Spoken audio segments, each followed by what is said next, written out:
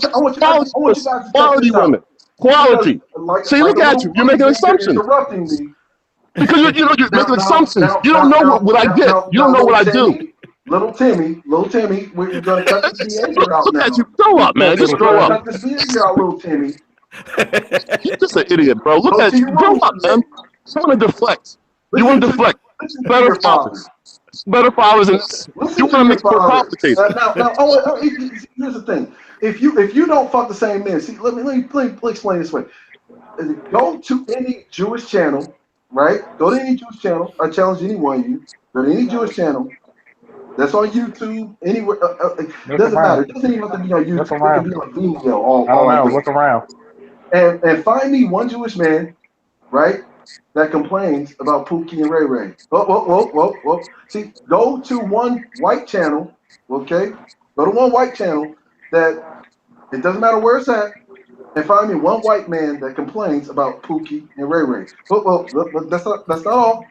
Go. What's the out of wedlock birth rate? What's the out of wedlock birth rate? Go to Telemundo. You're gonna stop this behavior, Timmy. You don't want to address it. You don't want to address it. Stop this behavior right now. Hey, Laura. Hey, Laura, you don't want to address it. Right now. Hey, Laura, you don't want to address it. See, you right now.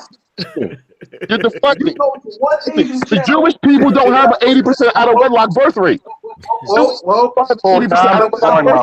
I want to know. Jewish folks don't have an 80% wedlock birth rate. Little Timmy, you're gonna listen to this now. Grow up, man. You grow up, bro. Be real and grow up. You're making the analogy is bullshit.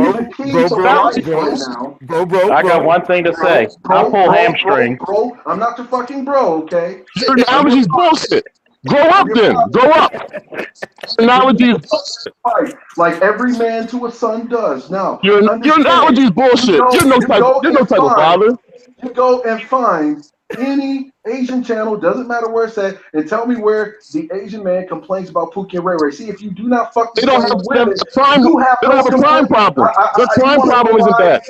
They don't have a crime problem. Men who do not fuck the same women do not complain about other men who he does not. They don't have a crime problem. But because you do, that's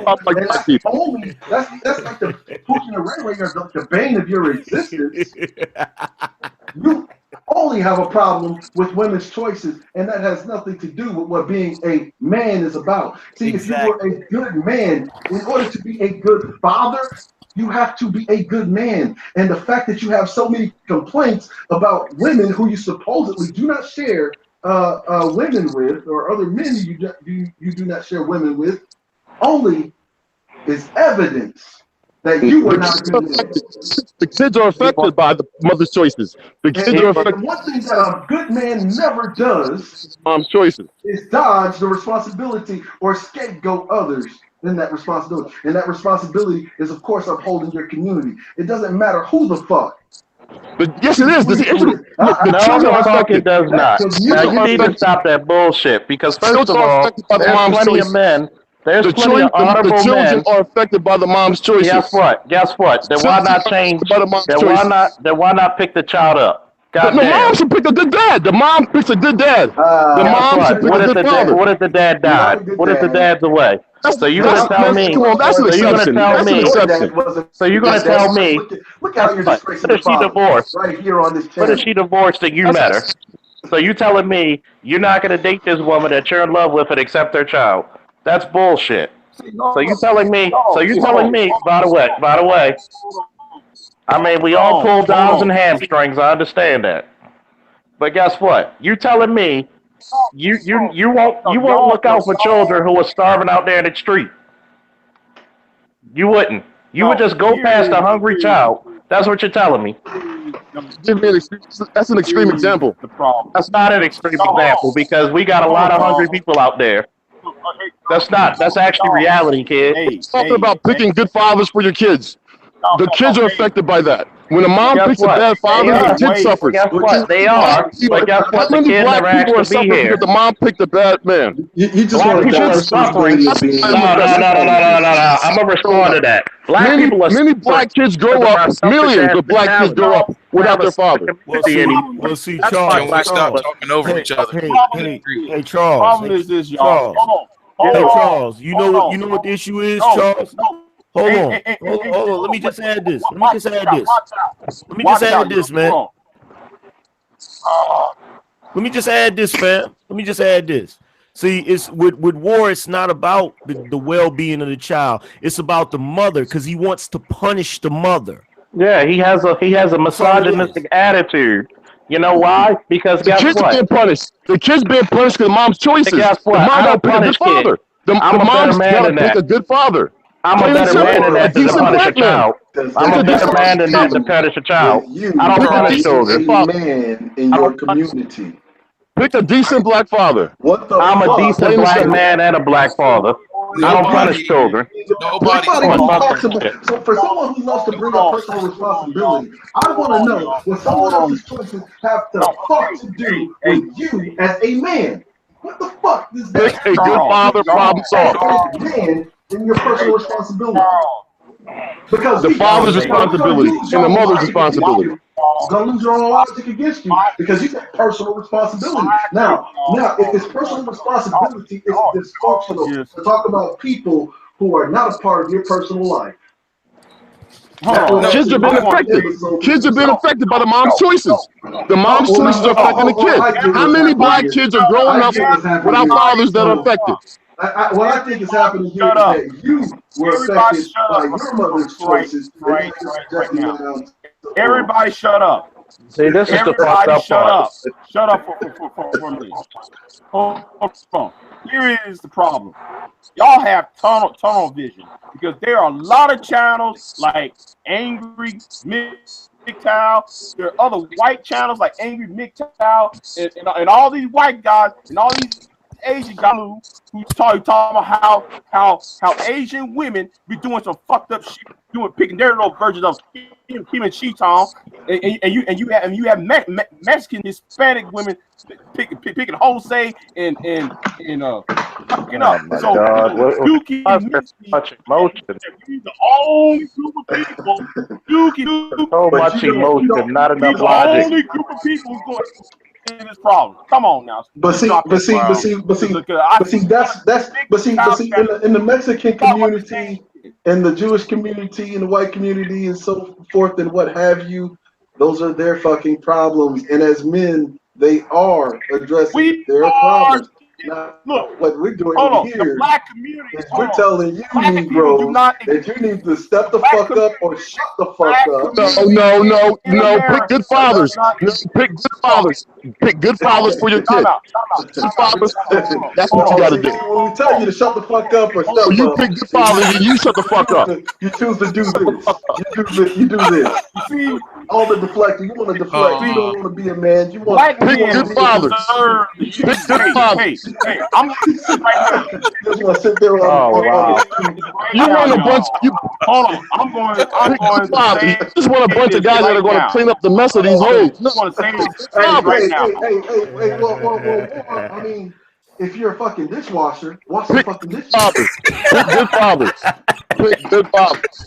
See, Deflect all you want, man. That's Deflect all why you he want. wants Just to. pick good Here fathers. That's is the that's problem, why he y'all. wants to. That's why he doesn't want. See, here's the thing. He doesn't want to help the children because he knows if he hurts the You children, he can help hurt the the mother children by because picking good she fathers. wouldn't give him no pussy. That's why he You mad help at the the children mama. by picking good fathers. That's why he mad at the mama. Yeah. That's why he You mad at pick the good He mama. fathers and mad. the kid is fine. He mad because he ain't getting none of He that he little mad pussy. he mad Oh, because the I'm mama emotional for it. the mama had a kid with Ray Ray instead of him. That's what it Conversation. is. I don't chase the same Hold pussy, on. man. You're Hold on. stupid. You're Yes, you talking do, stupid man. We now. Yeah, you know you do, pull man. hamstrings. Yeah, you Because do, the No, person, man. hold on. look, Hold the on. person Base your that don't confidence chase off the of same pussy. Yeah, pussy you would do. have no complaints about pussy Hey, he's not Yeah, chasing. you Pick good do. Okay? fathers, and that's it. Yeah, you do. Pick Look, good everybody. fathers. Yeah, look, you You, do. look, everybody. men, A motherfucker ain't gonna complain about Burger King unless he eat at Burger King. Kids are being affected. Kids are Motherfucker, being Okay, affected by the fuck mom's out of motherfuckers here, choices. have man. kids. Okay? They won't. Children They are won't being let him eat. affected by the mother's choices. When the father's not around because the father was a bad person, the oh, kid's affected. When the mother When, picks a um, good father, the problem's solved. So wait a when have minute. you ever seen a rich motherfucker who eats in 5-star restaurants complaining about Burger King? A 70% out of wedlock birth rate's a problem. Answer Who's that going So to guess address it? question. what? Answer that Out of question. birth Address it. lot, Answer Pick that good out of question. fathers. birth lot, Answer out of. that question. Here's the question with. Here's the Answer that answer with that question. question with that You don't statement. address That it. does not mean the fathers are not in those children's lives either. I didn't oh say that. man. I didn't say that. But I said guess out of what? wedlock. I Does said pick better marriage fathers. really mean morality? Look at the high school dropout rate. Look at the issues within the family. Okay. No. Answer the damn question. The lives of these children. If you can't even put together these problems would not exist. structure of sentences that make a paragraph talking about look at the high school dropout rate. Look, this how stupid these niggas is. This nigga said, "Who cares about BIGJ?" You don't even know what a fucking analogy is. You dumb motherfucker. Bottom line is pick good fathers. That's all I said. And you want to make it. You want to make it something different. War. Nobody else's kids. Listen to me, War. Listen to me, War. War. Yeah, you say what you put.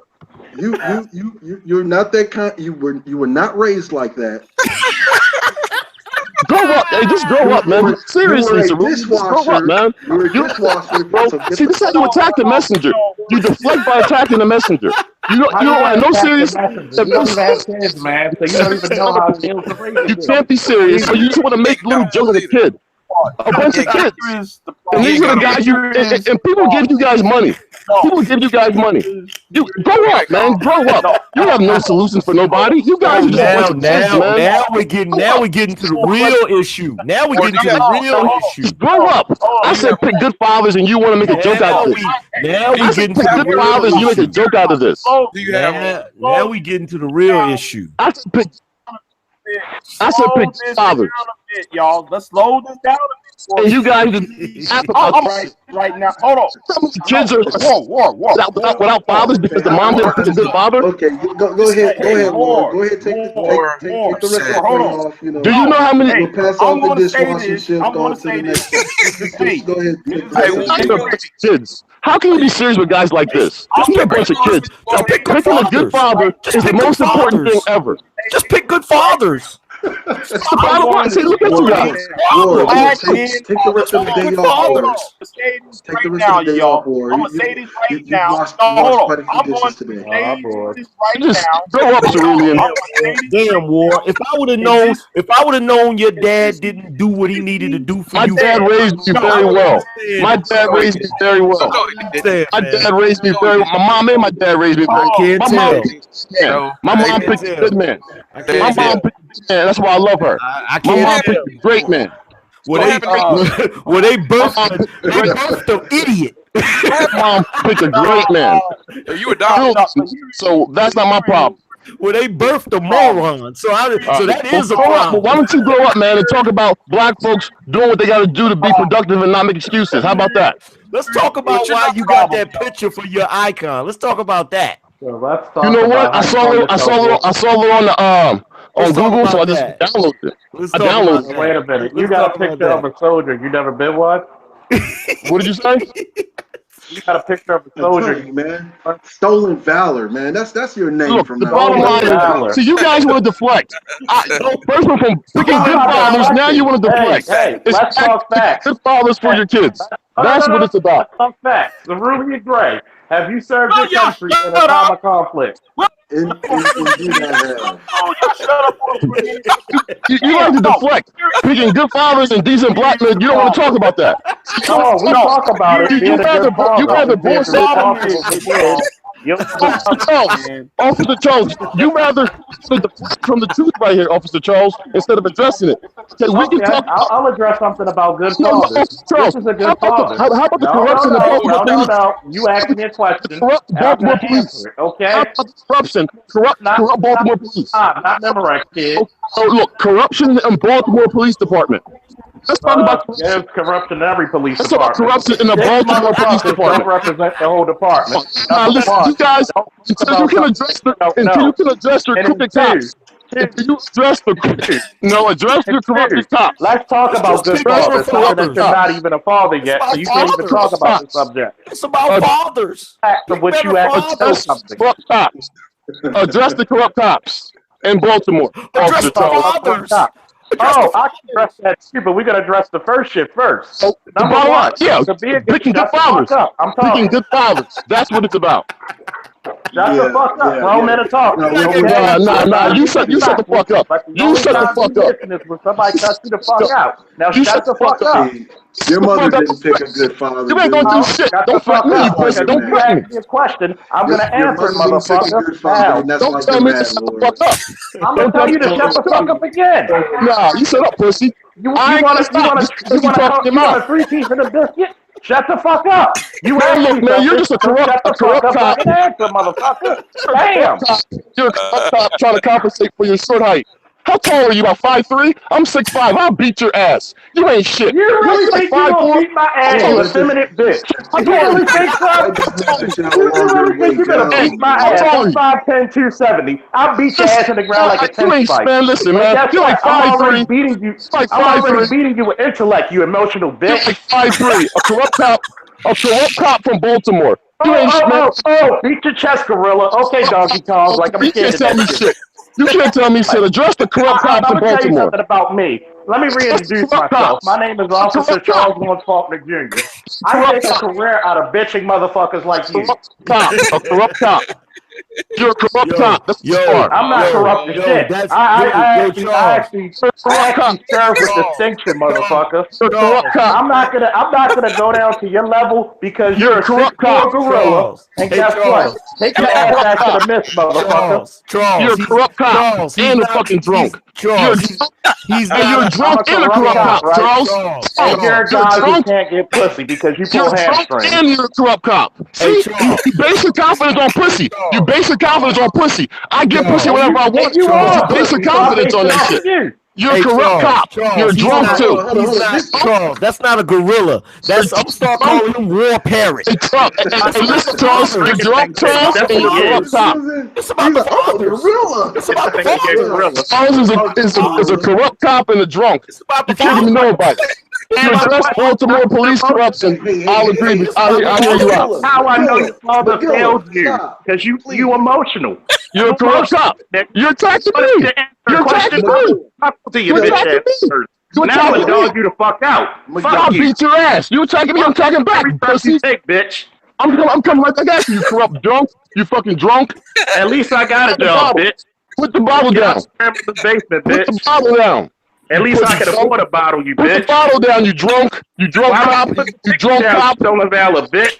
You drunk Only war cop. you was the war against you and that I fucking bet you Philly fucking drive drunk. bitch. You drunk ass cop. Fucking corrupt ass motherfucker. You crybaby bitch. Shut up. You can't beat me. Real You men can't beat me. You pussy. You fucking address the corruption. You're mad because Tamika didn't give you Address the pussy corruption. in the 11th grade. That's all. That you basing your confidence on pussy. You base your confidence on pussy. How old are you? How old are you? Grow up, man. Grow up. Grow up. How old are you serious? A corrupt cop. I was telling respectfully. Cop who's a You drunk. apologize this instant, McGilla. Cop and a drunk. Cerulean, listen, you're just another victim. Cerulean's a victim. Cerulean's a victim who wants a bunch of bastard babies and you're gonna take care of them. McGilla, stop it. You want somebody to take care of bastard babies. I mean, we Fuck out of here. understand that you're the world's first test tube baby. Okay? I'm about to cut. We know you're the world's first test tube baby. You're a celebrity, nigga. Drunk cop. The drunk cop is talking. The corrupt cop is talking. Real picture on, bitch. Corrupt cop is talking. Stop riding. Corrupt cop is talking. Is it live or Memorex, bitch? Corrupt cop is talking. Oh, you're gonna talk about my career when I actually saved young black men on a daily Corrupt cop basis. is talking. Corrupt cop is talking. Address the corruption. Address the corruption. We're not talking about corruption. We're talking about manhood. I'm gonna talk about corruption, all right? A man is not corrupt. A man We're ain't talking about corrupt. a subject you don't know about. It's called manhood, bitch. Shut up, y'all. Shut up. Because here is the thing. Boy, you need to take your tampon off, right? Nah, you're a corrupt ladies cop. that'll beat your ass. Put the bottle down. Conversation is Put the this. bottle down. This conversation. No, shut up. I'm like this. You need a bottle, nigga. That's the only way you'll get pussy. Put the bottle. You can get those girls a bottle. Bottle. Put down the bottle. Drunk. You fucking drunk. Put down that bottle. Bitch. You corrupt ass cop. Address the corruption of Baltimore PD. It's all about the fathers. It's all about the fathers. You're Exactly. not even a father. You don't even know that. You know better than You don't even know about that. Who will This drunk procreate cop with on your here. bitch ass? Drunk cop. A corrupt cop. trying to give me advice. Oh, at least I Advice got to it what though. cops in Baltimore Guess PD. what? Rock. It's all about the fathers. Rock. It's all Yep. about the fathers. Yep. It's all about the I'm gonna make a fathers. joke.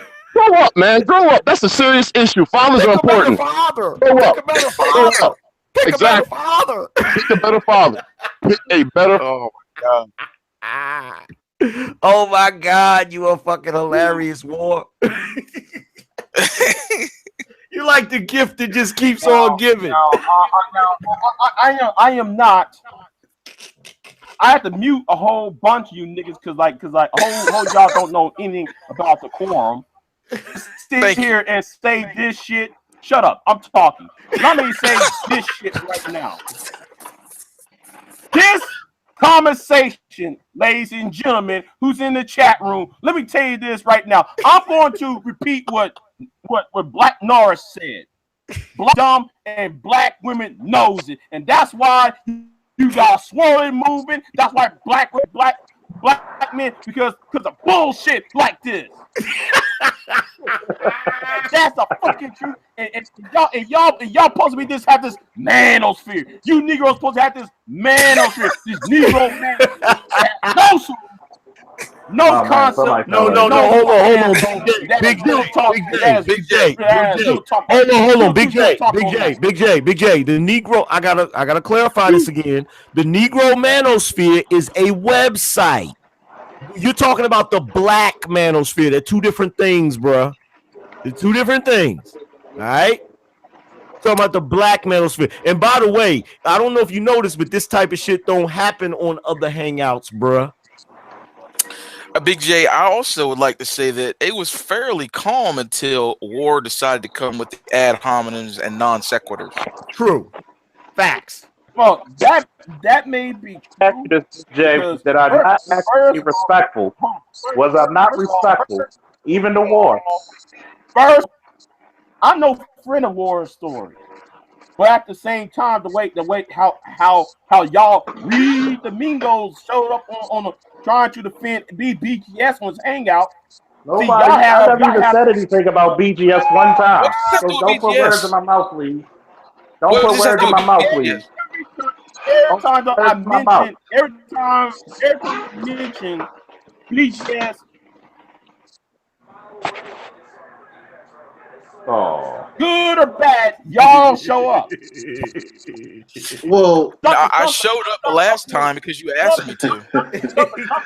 well, actually, I actually came on that last time because if I say something negative about BGS, or did you forget the last hangout where you said, "I want Cerulean Gray to come on here. Cerulean Gray, come on here so I can give you this work." Did you remember that? You Cerulean was talking a lot of shit. You was talking through. Now what? You was talking all that. You talk all that cash ass shit. And I was respectful. I was respectful when I came on here. I gave you an ass. The situation. Or some of the I brought up the situation in Chicago, and from that point forward, nobody wanted to address it, so they just started deflecting. That's what I have a problem. Or I will address that. I don't have a problem with that. I'm gonna ask you one more time. Can I actually you address it by yourself? Sure, okay? fine. The argument was that the government is dumping drugs and guns in Chicago, and they're basically saying that it's the government's fault and not the black guy's fault for picking that up. So are they saying that black men have no self-control? No, what they're saying is that when you are an out group who is pushed to the margins of society, that you automatically, when you have to choose between criminality or starving, you're already predisposed to engage in criminal behavior. I'll respond. Listen. Wait. I have not finished making my point. All right. We want to be respectful to each other, correct? Sure. Okay, great.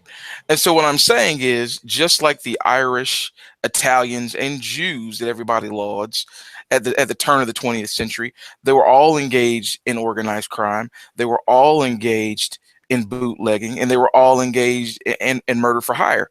The difference is they were able to get accepted as white. The difference is that we turned over the fire department to the Italians, and we turned over the police department to the Irish. And so when you have outgroup status, you're automatically going to be engaging in things that are illegal because those are your only outlets. Case in point, Pakistanis do very well here in America. They own businesses. They do all kinds of things. They are treated in the UK. In the UK, they are an outgroup, similarly to the Koreans. Here, Koreans are a model minority. In Japan, they Okay, join the Yakuza. Why? Because I'm going to finish this point, and then you can go ahead. Why? Because they are an outgroup. And so when you push people to the margins of society, you then can't look down on them if a certain percentage of them decide to engage in criminal behavior. Feel free to retort.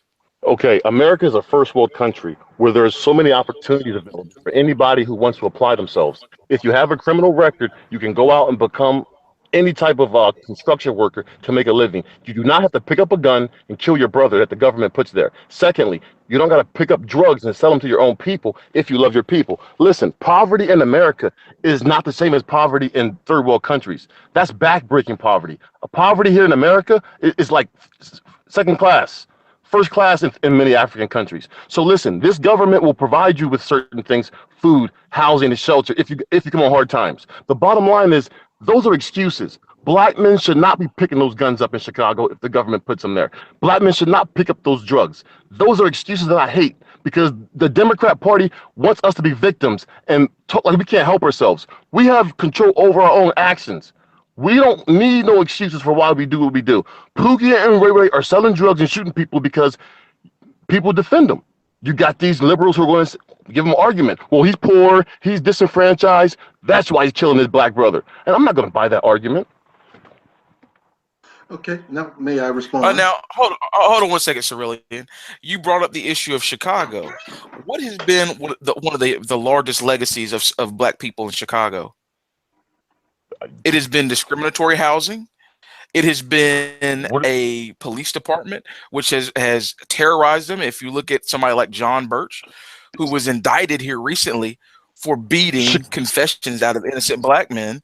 Now you put Chicago on the table. Let's address it. So Chicago is Democrat run. Chicago's been Democrat run for. Who's talking about a political party? Because that's who controls the police. That controls the township, the police. I don't think you know. So when you talk about discrimination, your politics work. Let's stick with the issue that you brought up. Foxfire, please. Yeah. Hold on. What'd you say? What did you say? He said, "Let's stick to the issues." Now, calm down. No, about what? About Chicago. You are not equipped to even speak on those issues because you think that a political party controls. No, I didn't. No, I didn't. That's not what I said. Don't twist what I just said. He just told me that the history of Chicago was discriminatory, and I said the Democrat parties control Chicago. That's all I said. So that's what I said. So don't twist my word. Are you saying that the Democrat Party is a private corporation that owns property? Yes, man, you're complicating shit. You're complicating dumb shit. The bottom line is this. No, it's really just this simple. The Democratic Party does not own the housing that it discriminates against its citizens. So this is what I mean. You're not equipped for this conversation. We're talking about opportunities, though. Opportunity. You're trying to change the subject. You're changing the subject now. You're changing the subject. Yes, you are. You're changing the subject. We're talking about first world country and opportunity. Talking about the subject. That's not changing the subject. He's changing it. Yes, he is. He's changing it. He's talking about the subject. No, he's not. He's going into political. He's going into the Democrat Party and politics. You're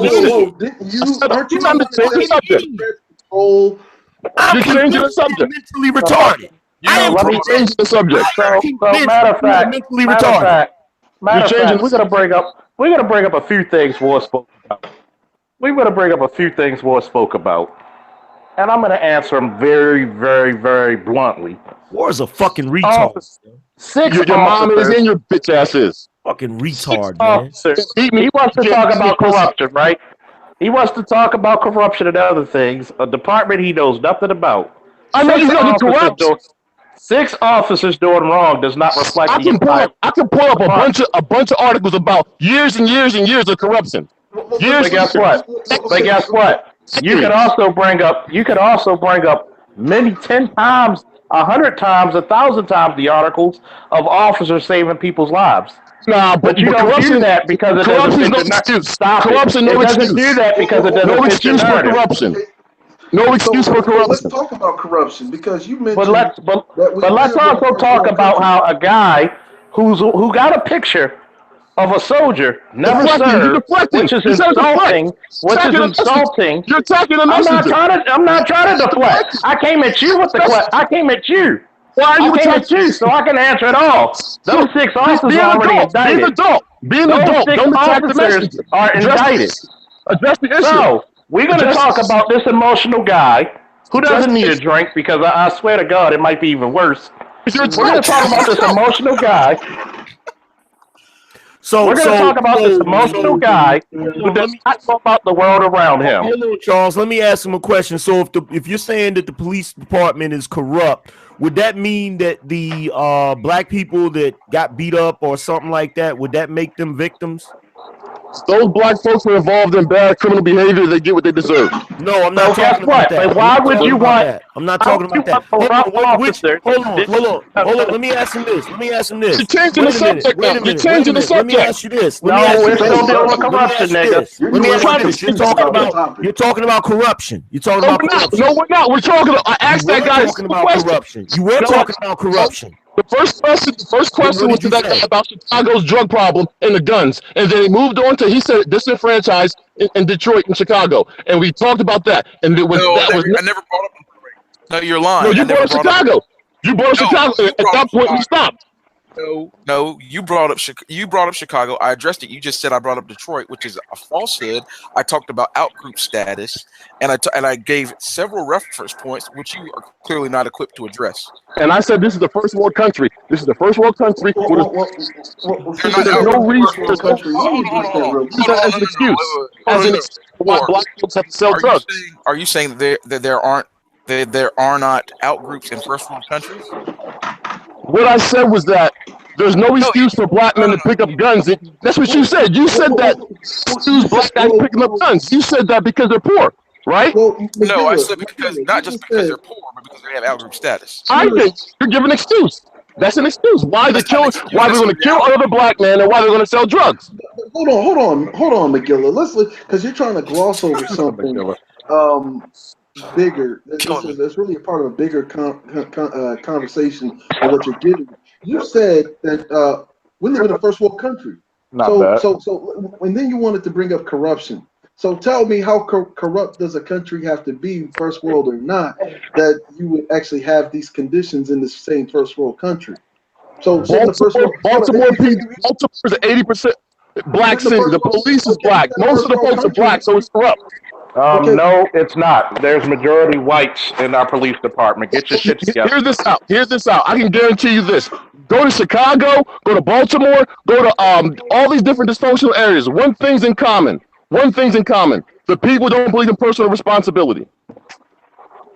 So, do the people in Kentucky who are all on have some of the highest rates of being on the social system? Do they believe? Are they killing each other? Are they killing each other? Yes, they are. Are they forming gangs? Yes, they are. Yes, they are. They are killing themselves. 87% of white people kill each other. 87% of white people kill each other. 8 times the rate. Black men kill each other 8 times the rate white men kill each other. Black men kill each other 8 times. There's almost 150 million white people. 8 times. No, look, I said 8 times the rate black men kill each other compared to white men in America. They don't. There's more white people that do it.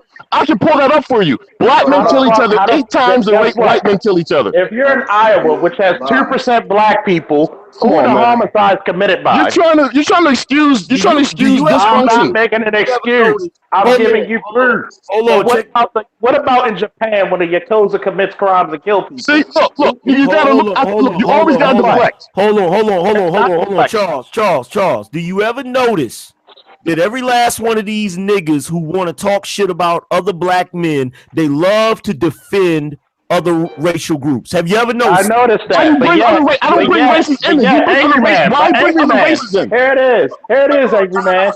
Hey, Angryman, here it is. Here's something special. Here it is. This nigga gonna tell me more about my intellectually dishonest. No. Y'all are being intellectually dishonest on that bullshit. Angryman. Who's being who's being No, dis, actually, who's be, hold on, who's being intellectually dishonest? No, because when you're talking about black men, you're talking about Americans. So if it's American on American violence, is it black men that have the fucking problem, or is it America Yes. that has the fucking problem? Black men have the problem. It's black men doing it. Which It's black men. more deplorable. It's black men doing it. It's black men's problem. It's black men's problem. Hold on, I gotta ask Big J. Hold on, I gotta ask. Hold on, I gotta ask Big J a question. Hold on, I gotta ask Big J a question. How am I being intellectually dishonest? Please explain. Because you accused me because when you were talking the war story, I seemed to believe, man, you try to stick this me and say I'm putting white people because agree with war stories comment, but yet it was you who brought white people first, other races of people into the conversation. Whenever, first of all, number one, I don't. You was the one. You hold on, Big J. First of all, Big J. I came into the chat room, said something. You asked me to come on the panel. I came on the panel. I don't sneak this. I directly speak to people. That's number one. Secondly, I brought up white people because whenever we talk about black on black crime, it is always in comparison to white people. No, it's not. Yes, it is. Why? Yes, we don't gotta talk about white people. We don't gotta talk about white people. Hold on. So when you start talking about statistics, hold on. When you start talking about, hold on 1 second. Hold on 1 second. If you take dirty water and you say this water is dirty, what are you comparing it to? You comparing it to clean water, right? So if you're saying that black men kill themselves at a higher rate, higher than what? You see? Higher than what? See, and that's the fundamental flaw.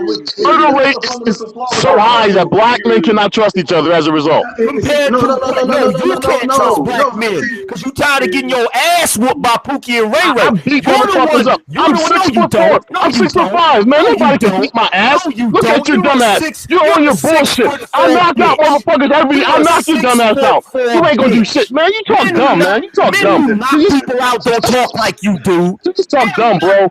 Address this. Don't talk. Do shit. Interesting thing. My hands are too good. I was addressing the issue, and you want to bring the dumb shit up. See, you grown men who command respect do not talk like you. You look at you. Look how you talk. Look how you talk. Look at you. Same for you. Same for you. Notice how when I put bass in my voice. Notice how when I put bass in my voice, you get silent. Exactly, bro. You're a pussy. I'll beat you. I know you get silent. Notice how you get silent. Notice how you getting quiet. Notice how you getting quiet right now. Notice how you getting quiet right now. Notice how you getting quiet right now. Nobody's scared of you, bro. When was the last time you knocked somebody out? When was the last time you knocked somebody out, nigga? Deflecting. You're deflecting. When was the last time you knocked somebody out? When was the last time you knocked somebody out? Nobody fucks with me. When was the last time? Nobody fucks with me. When was the last time you knocked somebody out? When was the last time? Nobody fucks with me. I'm 6'5". Nobody fucks with me. When was the last time? I'm 6'5". Nobody fucks with me. When was the last time? Nobody fucks with me. I'm 6'5". I beat a motherfucker up 5 years ago. When was the last time? 5 years ago. What was his name? Come on, man. You acting dumb. You would grow up, man. You ain't knocking nobody. We talking serious black on black crime, and you want to talk about dumb shit. What was his name? Black on black crime. You want to talk about dumb shit. Let's talk a serious. What was his name? Where did you fight him at? Where did you fight him at? Kid. What was his name and where did you fight him at? Exactly. Don't ask men. Exactly. The reason why you don't like Ray Ray and Pookie. The reason why you don't like Ray Ray and Pookie. The reason why you don't like Ray Ray and Pookie because they terrorize you your whole life. You bitch ass nigga. So nobody ever fuck with me, bro. Shut up, nigga. That's why you don't like me. You don't understand that. You don't understand that. I remind you of a nigga who used to Pookie. That's why you are Pookie. That's why you don't like me. I damn sure am. You are Pookie. And I used to fuck you up. And I used to fuck you up.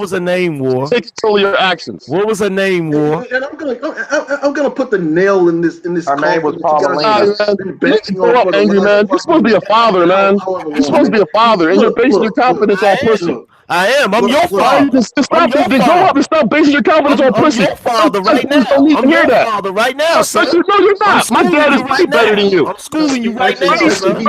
Actually, he wants this because he doesn't really want the answer. Act like a good father for your kid, man. Nobody want to hear you base his confidence on pussy. He doesn't. He based his Man, entire y'all gotta just view on grow up, man. sexual And when you want to address some That's right. serious shit, just be real with it. Don't be bullshit with these silly ass You games, man. ain't addressed no real shit since you've been on I this did. fucking I planet. asked you a simple Nothing. You question. ain't said Blacks nothing. have control over their actions You when it ain't comes to said Listen, nothing. putting their and see when I try to give you you an answer, address. you You don't keep want to trying to address it. fucking rip me, Yeah. No, it's no, just no. because you don't really want the Exactly. answer. No, cause you excuses though. You complicate dumb small shit. You complicate easy shit. Bro, you're a fucking boy. Nah, you're a puss. You're a Boy. boy. You You're will always be a a boy grown in the ass eyes of men. boy. Straight up and down. Listen to yourself. You weren't raised with a fucking father. Hell no. If he were, he failed you. Exactly. Exactly. If you was You were raised with a mother. That's why you were raised with a mother. That's why you show so much resentment towards women. Exactly. If you was really raised by a father, that nigga ain't shit. I said it. Pussy. Wait. Damn. Whoa. And I'm gonna tell you, just like I'm telling Valdez you my about Triple ass. X. You know it's true. And like I'm telling you, at Big J Triple X, you niggas do speak to white sympathies, which is why you continue to My mom picked a compare good man. This is why you continue to compare black violence to white violence. Because when you're talking about black men kill each other at 8 times the rate of white men, Look at these goddamn cheerleaders. You really want to take this conversation to what the reality is compared to the American average. What is That's the an American excuse. You average? want to gloss over this Because situation. That's why. black violence is a part of the American average. And guess what? White violence is a part of the American average. So is But you never immigrant talk about violence is a part prohibition, of the nigga. You never talk American about average. opioids. You never talk about the white bank groups. You never talk about Because you supremacist guys are groups. not You equipped never talk to about speak them, right? about this But you with want to any talk about kind the of black violence in the any kind of community. logic. You guys are speaking about this from emotions. This is the reason why you hear Big J Triple X always say, "I just feel." You never hear Cerulean Grace say, "I feel shit." You don't do anything off of feeling. You don't debate no man off of our feelings. No, fuck that. Who sit there and say that bullshit? About Who sit time there you and say fucking that? spoke up. You let McGill and Gorilla fucking speak for hours, talking shit, interrupting the fucking panel, and they're trying to give them logical answers, and you finally speak up when I call you out.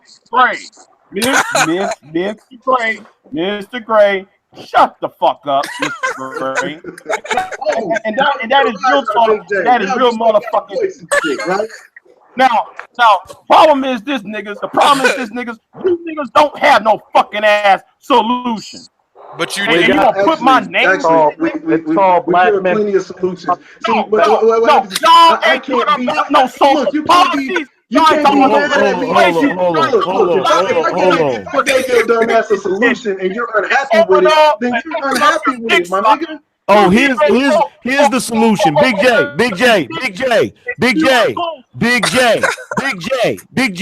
Here's the solution. Here's the solution. A little mad.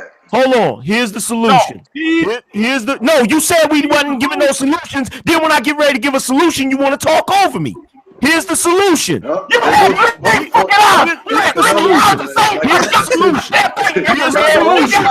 Here's the solution. Here's the solution. Here's the solution. Here's the solution. Here's the solution. Here's the solution. Here's the solution. Stop crying like a bitch and be a man. That's the goddamn solution. I'm sorry. That's the goddamn solution. Oh, they don't like that solution. That's the solution. Like Quit crying like a bitch. Be a man and build some shit. I said it. That's That's the goddamn solution. It's so simple a caveman can do it. In fact, a caveman did do it. That's who's running your ass right now. Oh, wait. Hold on. Who's running my ass? No, you. The way you talk. He's running your ass. Yes, he is. White man. Yes, he is. Yes, he is running your ass. Yes, he is running your ass. He is running your ass. In fact, he got you in here defending him. He got you in here defending him. He got you in here. He got you in here defending him, and he ain't even paying you. He didn't even paying you when you defended him. He got you bent over like a $2 hoe, and he ain't even paid you yet. The nigga fucked you and didn't even kiss you. Follow your own fucking advice. On, nigga. Get the fuck out of here, my nigga. You need fuck to out follow of here, your my own nigga. Fuck out of here, my nigga. Do not put rules Fuck on out of me. here, nigga. Do not put Come on, nigga. Come on, my nigga. yourself will Come on, not my follow. nigga. Come on, my Do not nigga. put rules Hey, on who me. won't follow? Then who won't follow? Never Then who won't follow? Then who won't follow? Nigga, the only reason you got 30 motherfuckers watching is because we are here. Check this out, my nigga. Check this out. Let's go ahead and get something clear, my nigga. I have raised my motherfucking 3 boys and other motherfuckers' kids, my nigga. I've been fruit of Islam and marched through the goddamn streets of Durham to make sure niggas wasn't fucking committing crimes, my nigga. Know my resume before you start talking. Real talk. Nick. Real talk. I tell you what, Nick. Real talk, my nigga. You need to follow. Real talk, my nigga. Real talk, my nigga. Listen here. Fuck out of here, nigga. You light skinned having ass. Fuck out of here, nigga. Here you light skinned. Fuck out of here, nigga. Hey, can you go to the hood? Can you hold on? Can you hold on? Can you go to the hood and ask niggas? Can you go to the hood and tell niggas to stop cutting the fuck up and they actually listen? No, he can't do that because if he would be doing that, he wouldn't have a problem with this shit right now. We'll be talking about it right now, nigga. No. It wouldn't be a fucking problem if you could get a nigga to follow you. Nigga, you couldn't get a fucking house cat to follow you, dog. God. Damn. Nigga, the only reason why you got, let's be real, the only reason why you got 30 motherfuckers on here watching is because we're here, nigga. Well then, I tell you what then. Then how about you prove me wrong and get the fuck out and let's see how you can still be up. How about that? You know what, fam? I'm about to get up out of here anyway, because I'm tired of looking at your little cheerleaders in the damn chat room acting like a bunch of bitches. Oh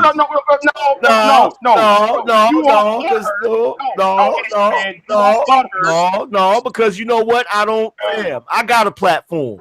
You feel what I'm saying? And I moderated much better than this. Your platform is bigger than mine. But here's the thing though, my nigga. Here's the thing though, my nigga. I moderate that shit better. I don't let niggas just go in to be going the fuck in, man. At least there's got to be some sort of logic and some sort of motherfucking. Guess what, my nigga? I own this motherfucking channel. You right. Hang up. You 100% right. I tell you what. 100% right. If you don't like the fucking service, then I tell you what, Angryman, then I suggest you click that fucking X that's on the right upper hand corner and move the fuck on, nigga. Do that shit, Angryman.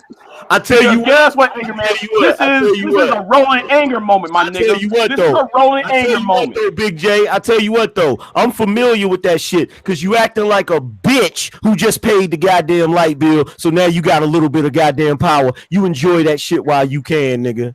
Enjoy that shit while you can, my nigga. Real talk. Excuse the fuck out of me for coming over here to your little fucked up ass channel, nigga. Suck my motherfucking dick, nigga, and I'm out. Drops the mic, bitch ass nigga. Well, that was interesting. Wow. That was an interesting development, ladies and gentlemen. But I have to get going myself. Big J, this was fun. War. Yeah, I tried to address your issues. I feel like you said that they were excuses. I feel like we have to, if we're going to deal with the problems, we have to look seriously at the issues of urbanization, of forced out-group status, and of, the legal caste system, because earlier you said something about this being a first world country. South Africa has been a first world country before when the National Party was running it. They still had apartheid. So you have to look logically. All right. With all due respect, I appreciate your time on here, with all due respect, but like I said, man, it's all about choice and taking responsibility for your actions. And oftentimes, young black kids aren't given good productive role models. And you saw how those two guys were acting on here before they hung up. Listen, man, once black folks take personal responsibility for our own actions and know that we can do whatever we want to do, things will change. But as long as we have excuses for all this baloney and men don't really step up and be responsible, you're going to have this same old thing. And like I said, the mothers have to pick decent fathers, decent black men as fathers, and the problems will go away. It's not nobody else's job to raise nobody else's kid. It's the mother and the father that she picks. These two other guys are talking about the community should help raise the kid, and I'm supposed to help raise kids. I don't have any kids. Why would I have to help somebody who picked a loser to get pregnant by? So that's where I was getting upset. The bottom line is no excuses as black folks. No excuses. We can do for ourselves, but we got to really believe in ourselves. I mean, there's some of that I can agree with. Look, everybody, every sane person thinks that people should be responsible, be in a committed relationship. I would say married. Other people would say different before they decide to have children, right? I think we can agree on that. But the issue is once the children are already here, once they've already been made, we as those with wherewithal, leadership, education, and resources should give back to the community to try and break the cycle. Because I can't do anything about the mom and the dad, but there are hundreds of black school teachers, coaches, scoutmasters, etc., that have literally saved guys' lives. I know people that's happened to. And I've had the privilege of being raised in a functional household. My parents have been married now over 40 years. I'm all about people being married and committed. But when the community is in peril, like it is now, you're not going to make any gains by saying, well, they just need to stop fucking. They just need to choose better people. Once the children are already here, we have a responsibility. If we are going to be leaders, if we claim to be patriarchs, we have a responsibility to go out there, and that starts with advocating educational reform. That starts with rebuilding black institutions, and by institutions, I'm not necessarily meaning HBCUs, but I'm also talking about after-school programs. I'm talking about, and if you're a member of the black church, I don't want to get into a religious argument, but if you're a member of the black church, make the black church a functional part of the community. That's the types of things that we need to be talking about. Okay. And so, okay. Look, I'm for all that. Look, you made some valid points, ahead, but what I'm trying to get you to understand is that if we can get these mothers to raise, read, and write with their kids and pick good fathers, we won't need mentors. For example, if the goal is to produce good kids, let's say, for example, I'll give you a hypothetical. If you had a bathtub overflowing with water and you wanted to empty that bathtub, are you going to turn off the faucet and then empty it, or empty it while the faucet's still running? You want to fix the problem while these black females continue to pick losers, and the problem's going to keep on existing. So it's better to turn off the faucet and then empty the tub out. It's better to fix these parents so we don't got to keep on mentoring these kids. So you're just excusing these single moms for picking losers, and you want good black guys to come and be a mentor and save these kids? No, these damn single moms got to pick good, decent black men. Bottom line, we don't got to mentor if they pick good fathers. This is not rocket science, and that's why I'm getting passionate and emotional when I was trying to explain this to those guys. It's like, why are you telling us to mentor when we can just fix the fucking mom so she can pick a good father? And we don't got to go for this bullshit. How do you fix her, though? That's the question. We tell these women to go to parenting classes. We tell these women to fuck. I tell you, needs to be done because I've been waiting for this time for me to sit there. We need a tax lien on these irresponsible parents. There, I said it. I'll back away.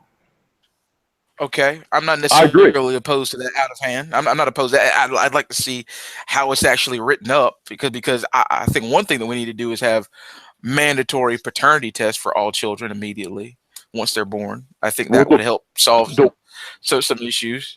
But I think look, hold on, wait a second, man.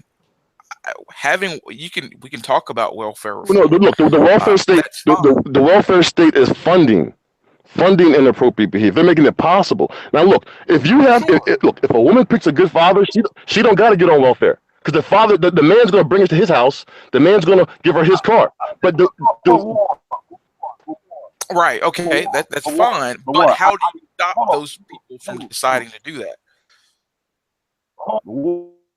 Or principle is the application of it is going to fail because you still have two-parent households that's still welfare. You still have two-parent homes that are, living the paycheck to paycheck. Some of them. So look, that's fine. That's fine. Look, you can't really have a blanket statement. and look, that's fine. If a mother, you I agree. That's fine. that. If a mother and the father, if the father is together with the mom and they're working together, and they have to get on welfare for some time, fine. But I'm talking about welfare being used, selfishly by a chick, and she's not, trying to, better herself and her kids with it. That's all I'm saying. Like, you can do homework with your kids, you can write with your kids, you can read with them. Sure. That kind of. But if she, let's just go ahead on and say, let's say she's just an ignorant, irresponsible person. Is she going to do any of those things? She has to be held accountable. She has to be shamed. How? Society has to ridicule her. These are her kids. The most important decision a woman will ever make in her life is the kind of kid father she picks for her kids. If she's not going to care for her kids that much, the government should have consequences on this welfare because it's enabling these chicks to continue to pop out babies and not be responsible parents. I mean, right now, there's more dumb black people breeding than smart black people. Right now, there's more dumb black folks breeding than educated black folks, and that's why you got these ghettos. Time out. Poor people and uneducated people across all racial groups, uneducated people always have more kids than educated people. That's not unique to black people. The issue is, hold on, let me finish, brother. Hold on. We can have there's no rush. Just calm down. First thing about being men is you have to be dispassionate about things and look at things logically. So let's not be emotional. What I am saying is that once the woman has already decided that this is the type of behavior she's going to engage in, and you got them here, let's say we do all of the reforms that you want to do right now, today, you still are going to have hundreds of thousands of children that need help. And what I'm saying is, if we're serious about tackling the issue of the cycle of poverty and the feminization of poverty, then you have to reach that young generation. That's why I'm for KIPP academies. That is why I am for enhanced vocational education. Those are the types of things that we need to be talking about. But sitting here screaming about what these women won't do, let's first change the environment, because women act based upon incentives and resources. So if we as black men go back to the community and have a program which can change the culture and actually employ young black people, then we're going to have something to offer them more than just screaming and hollering about how terrible they are. Because that we've been doing that for a while. Bill Cosby tried doing that. A lot of people have tried doing that. Has it worked? Okay, I'll respond. Listen, people control the people control the environment. So the community of the people within the community determine how the environment is going to be. Now, your other point, poverty is not the same that we see in the third world. Poverty in America is fucking first class here. When you go to Africa, if you go to these third world countries, you'll see real poverty, man. So look, when you say go back, I'm a childless, good black man with a nice house, car. I get a vacation, real good career. Why would I go back to help and reward these single mothers who continue to make poor choices and fathers? They should find a man that got them pregnant and ask them to fix it. Ask their sons to fix it, not decent, productive black men who didn't contribute to the problem. Why would I help when I didn't contribute to the problem? No, make these mothers fix the problem that they made by picking a loser father. I'm not attacking chicks. I tell my girlfriend this all the time. She agrees with me. When you pick good fathers, you don't have these types of dysfunctions, and you don't need mentors in these programs and government programs. We tried these programs in the 90s, the government did, and look what it did. 30 years later, talking about the same bullshit. No, man, just take responsibility for your actions, hold other black folks accountable for picking losers or for just doing dumb shit, and we'll be fine. All these other excuses are just a waste of time. Yeah, but you completely mischaracterized my point. I never said that we need to set up an alphabet soup of government programs to subsidize single mothers. I've never said that. I've never advocated that. In fact, I don't necessarily know how successful they've been. What I am simply saying, hold on, and I will turn the floor over to you, sir. Job. What I'm saying is, What I'm saying is if you have a problem with the community and you see that it is in disarray, then you can do one of two things. You can be solutions oriented and say, hey, how do we break the cycle? Because you're saying, okay, tell these niggas to go back. What about if he's just as ignorant as she is? Go back what? No, you're saying you're poo-pooing people asking the educated, those with resources, those who have made something out of themselves to go back. Look, I am a college-educated, childless man. I feel like I have. Do you want to be around? I feel like. Hold on. I feel like I have a responsibility to help. Now, I don't think I'll marry. I won't marry a chick with kids because I want to start a family with a woman who doesn't have one. But as far as going back and helping, absolutely, I believe in that, and I believe that's our responsibility. Hey, listen, man. If I'm not going to be rewarded or appreciated for doing anything for helping somebody, I'm not going to do it. And secondly, those are not my children. No, let me finish real quick, bro. I got you. Listen, man. The most important decision a woman will make is the type of father she picks for her kids. There are millions of black people out here right now that are suffering because their mom picked a bad man to get pregnant by. It all starts with the kind of man a woman picks, man. I'm telling you, go to Africa. If a woman picks a bad man and gets pregnant, she starves. There's no welfare. It's real Darwinism over there. Real Darwinism. Over here, a bitch get a loser, she gets welfare. So it's like, listen, man. The way things are going right now, you're going to have another 30 years of black folks making excuses. You want our young sons that are 8, 9, 10 years old repeating the same argument about slavery 20 years from now? Like we're just repeating the same arguments over and over. I heard the same shit when I was 8, man. I'm in my mid-20s right now. My mid-20s. Has the conditions changed? Is what you have to ask yourself. Listen, we have far more opportunities. Our opportunities are far greater than our forefathers. War. I think you're missing the point, man. Go ahead, Big J. War. I am in my mid-30s. I've been hearing that talking points. That's why I'm kind of frustrated with black men on YouTube repeating the same shit over and over because it's getting. Like, I heard that shit when I was 10. Yeah, I'm tired of hearing that same. So, that's why though I told. Angry boy. He ain't no man right now. I'm calling him Angry Boy. Yo, man, let's chill with all that. Bullshit. He came in here with that bullshit. Fuck him. Anyway, you don't see. Look, I keep telling him what are these solutions. He telling me I shouldn't talk. No, I tell people let's look at the future, and everybody wants to sit there talk about what the Jews are doing or what the white man. And what the damn this, that, and the dirt's doing and shit. I don't give a flying fuck about shit because I'm worried about this one particular topic. I'm trying to laser focus on the Big future.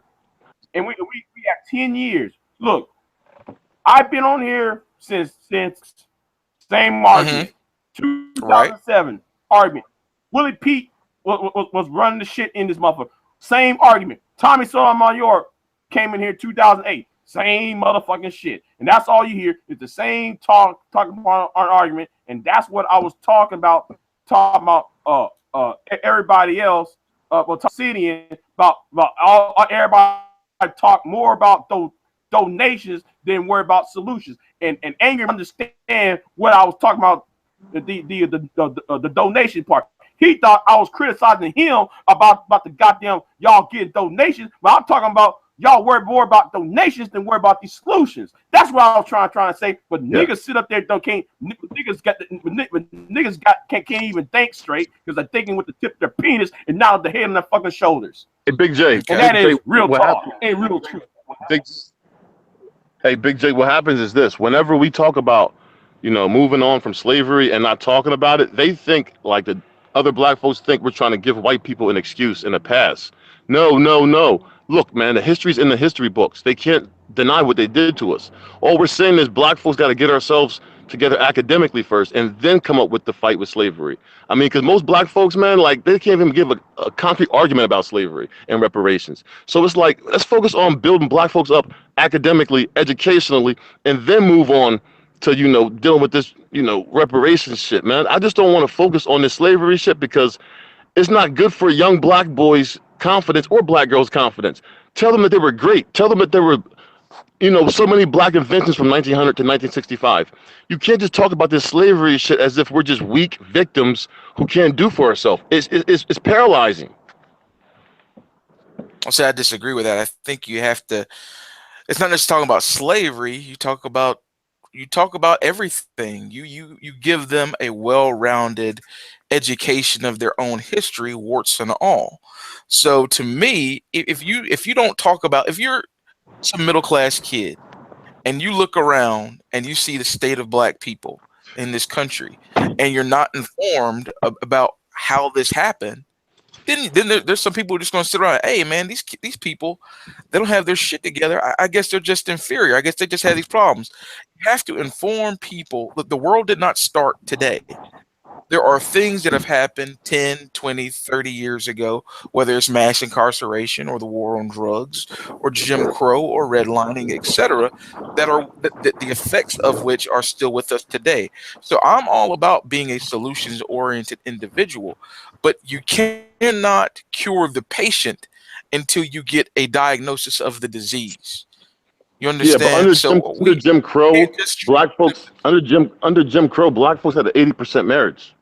Black folks had a stable family. I mean, like the morals, the values were there during Jim Crow. I'm not saying Jim Crow was good. I'm not saying it was good. I'm just saying that overall, you can't really use slavery as an excuse for black dysfunction today, because a lot of what we're doing is self-inflicted. A lot of what we're doing is self-inflicted. When we pick up guns and shoot each other. When have I used slavery as an excuse? No, but you basically made it seem like the reason why blacks are in the current condition today. You mischaracterized my. You gave an example just now. You gave an example. You said if a person from the outside is looking in, they're going to say these people don't got their stuff together. And I'm saying, and then you went on to say that it's because of redlining, Jim Crow. But I'm just saying to you that during those time periods, black folks were doing good. Black folks were doing good morally in their values. So that can't be an excuse for why black folks are dysfunctional today. Sir, with respect, I would encourage you to read The Warmth of Other Suns. I would encourage you to read Taylor Branch's work on this, which is fantastic. Because if you look at Jim Crow, yes, there was high rates of marriage, and I'm all for marriage.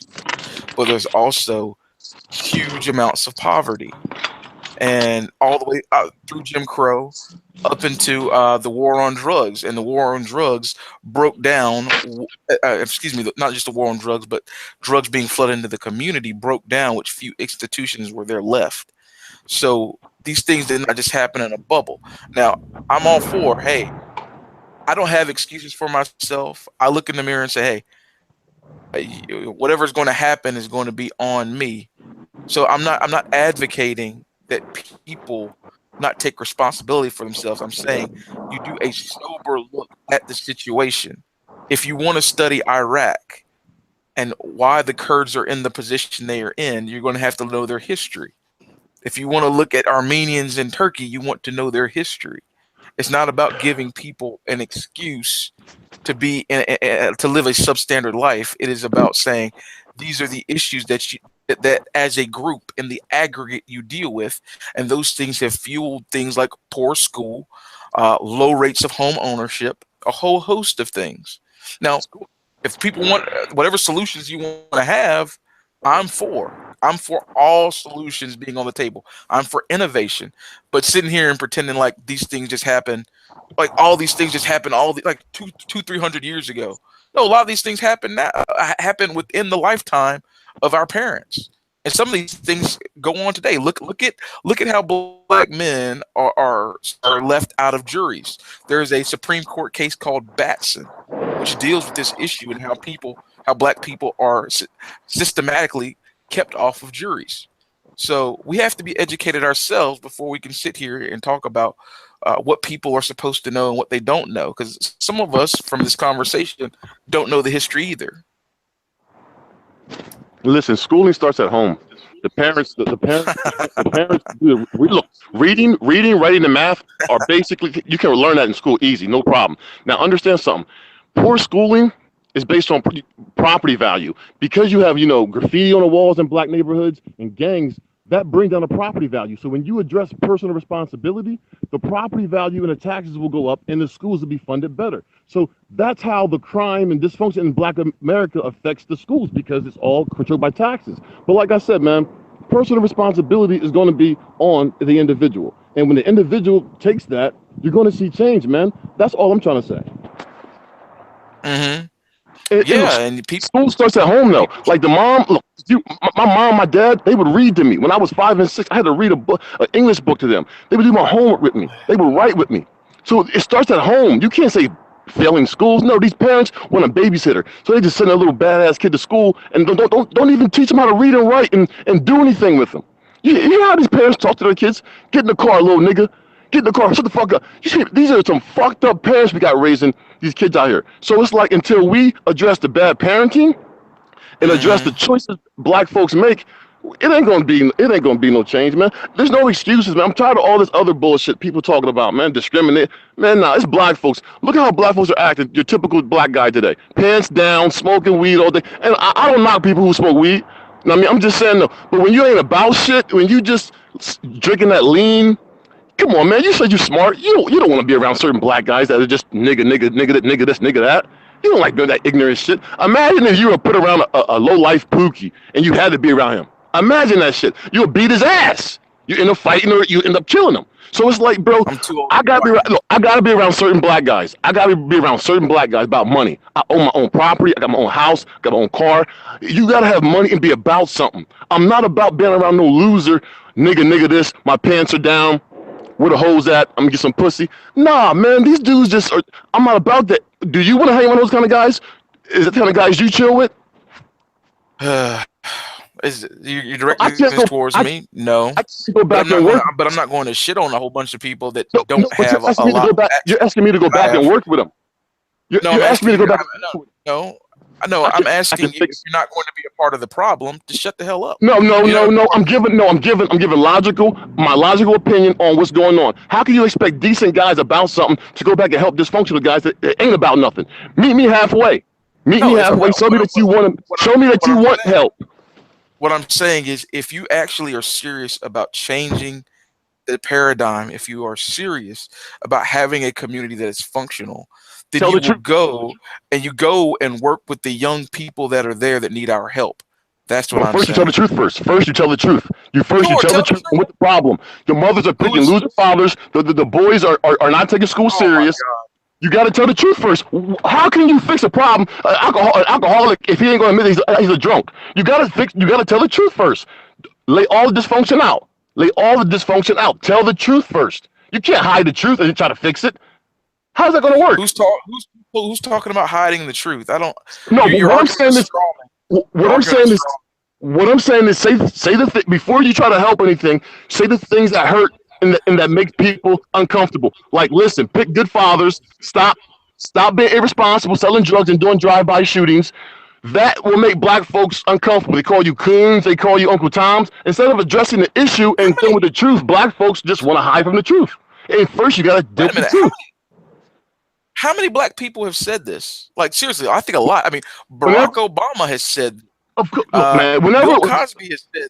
Whenever you talk about Black people, that's not changing the paradigm. What I'm saying is, let's save who we can save.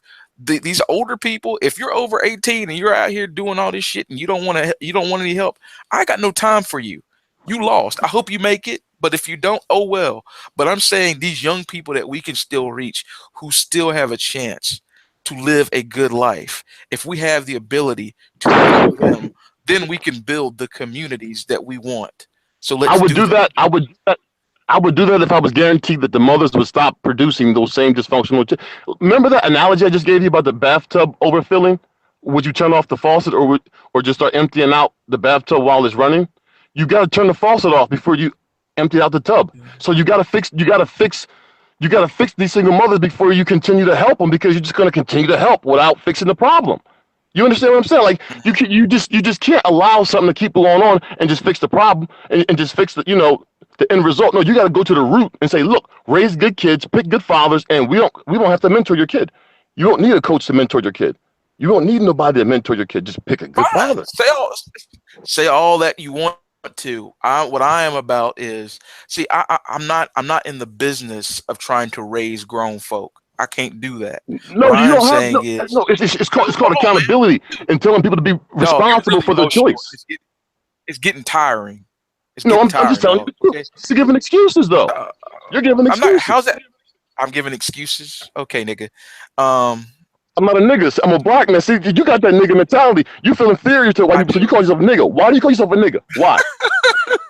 Nigga, I don't call myself a nigga. I'm a black. You said you think I have an inferiority Because complex. black You guys think who call I'm themselves a nigga, they okay. don't think they're high. They're high up on the scale. They think they're niggas. A Look, nigga bro. is an irresponsible, loser ass, pants sagging degenerate. I Okay, don't call you myself a can nigga. take it. You can take it that deep if you want to. You don't project your insecurities onto me. No, Okay. I know. Don't call me a nigga. Just don't call That's me a fine. nigga. That's I'm a fine. black. That's fine, dude. We're good. I won't refer to you as an NIGGA. I don't want to even say it because it'll trigger you apparently. But what I I am know who I saying am. My is, dad gave me an identity. My dad gave me an identity. I know oh who I my am. That's God, dog. I got it. Okay. Yeah, War, your dad is great, great, wonderful. What I'm what I'm saying is very, very simple. The older people who are adults, if they choose not to engage in being productive, then they get what they get. There's nothing I can do but, for them. I can't say. but yeah, I mean, but I can you're sit here helping. and tell them they ain't shit. Fine. But you're helping their children though. But why are you helping their children if they're going to continue to do dumb shit and get pregnant by I'm I'm losers? It doesn't make I'm sense. helping. No, I'm helping their children because children eventually become adults, and adults can either be productive or liabilities. I would rather they be productive. That's why. I'm not going to fix a person who continues to do the same dumb shit. Keep popping out babies with loser guys. And I'm going to clean up the Right. mess. What kind of sucker? What Right. kind of sucker shit is that? Like, you know, clean up a mess Hmm. after some guy gets a girl pregnant. She should be held responsible, ridiculed, shamed for picking a loser. Plain and Oh man. simple. Okay, fine. Then Why are she you will against be. that? Do you know how many kids are suffering? No, Do you know how many kids are I'm not. suffering right now I'm not. because their mom picked a loser? There's I'm millions not. of adult black men without no father because their mom picked a loser. Jesus Their mom Christ. picked a bad man to get pregnant by. Nobody wants to address that. Nobody wants to address that. The kind of men these women pick. When do we address that? We can address it all we want to. That's fine. I'm all for giving as much ridicule, whatever you want to do. But I don't see that changing the paradigm. Will. If you want to break the cycle, the feminization of poverty, which is rampant in our community, then you start with the kids because the kids become adults. And No, if the kids have outlets, if kids have access to jobs, if they have rigorous education, if they get a positive image of self and knowledge that listen, they can there achieve something. won't be any poverty if the woman gets with a good man. He can bring her to his house. She can live with him, have kids. He has a good job and a good career. He's a good man. There won't be no poverty if she gets with a good man. So the poverty problem isn't solved. If she Oh gets with a good God. guy, she has his shit together. So like, it doesn't make sense, bro? What you're trying to say right here? If she gets with a good Okay. guy, poverty won't be an issue. Like me for example, I got a house, I got a car. If I get a girl pregnant, she can come live with me. If she need a car, I got 3 of them. She can use one of my cars. So she's gonna be in poverty. So it's like this poverty shit is because they're picking losers. The Okay. poverty thing is because they're picking bad fathers. You're in poverty because the guy was a loser. If the guy was a good father, he would bring you into him. He would bring you into his house. You can have my shit. You can roam with my shit. But he's not. That's why they're in poverty because they're picking losers. You don't want to see this fact. War, but war. I agree with both of y'all. Listen to the point. War. We understand about female fuckery, right? We understand. You and I can agree on female fuckery, white female fuckery, black female American, North American female fuckery. But here is what war is that you also forgot about the fuckery of these niggas who keep popping up, who keep having these children out of wedlock, who swinging his dick all over the goddamn town. See, I'm tell you something. War. I'm tell you something. War. There are some towns that are locked the fuck up. There are some towns that I've been to, small towns that have black people in them, right? Some of them towns are locked up. Why? Because you got 3 or 4 niggas knocking up dirty women within a 5. That shit be going on. So you have to address these sorry ass niggas, these sorry thirsty ass niggas too. Yeah, Now, yeah, 100%. on the Yeah, flip look. side of that, but you need to address that at the same time. Let's also talk about this since that you is a conservative in Texas. You can go to Texas, Alabama, Mississippi, or Oklahoma, right? Here is where I agree with Foxfire on this. A student gets $1 per student budget wise, but if you are an inmate in prison, 20,000 per inmate. So you have to acknowledge though, more people, the government is more in your ass locked up than seeing your ass smart. Now, do you understand that too, War Story? See, Yes, sir. But listen, black men can change.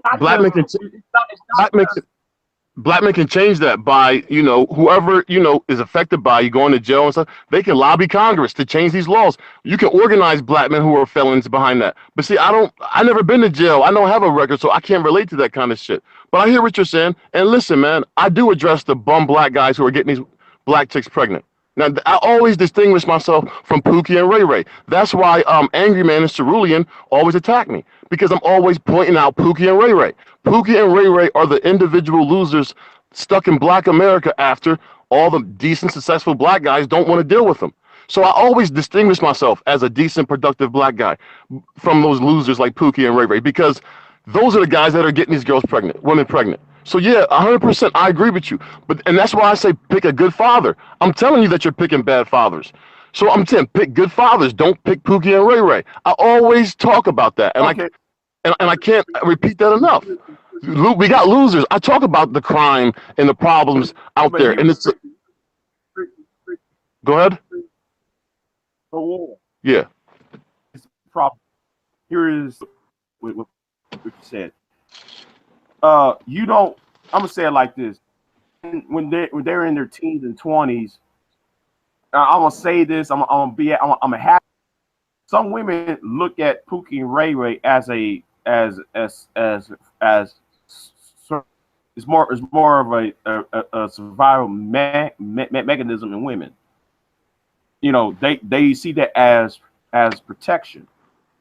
I mean, in an internal way, as an internal protection, because it gives them, they are under the protection of a nigga who is brash, and you have these, and all that. But when but she doesn't see the weaknesses in this man she's with, and that's why you see a whole lot of women go and Ray Rays of the world, and rather than because the educated lane does not outwardly give off the aura of manliness, because he doesn't give out that manliness, chest beating shit, because he's focused on, he's trying to get his shit together, and they don't, and women don't see that outwardly expression of manhood.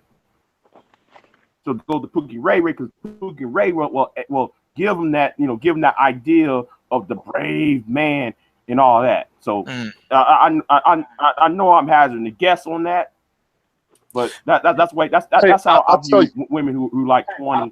So, but listen though, but at the same time, if it's survival, they got to take responsibility for that choice. If Pookie leaves her with a baby, fine, she got to say, okay, I made this choice and got with Pookie. He left me with this baby, and I have to basically understand that, hey, this was my choice. Now, look, man, an educated lame, all that bullshit, man, listen. Educated black men are the ones who can fix things.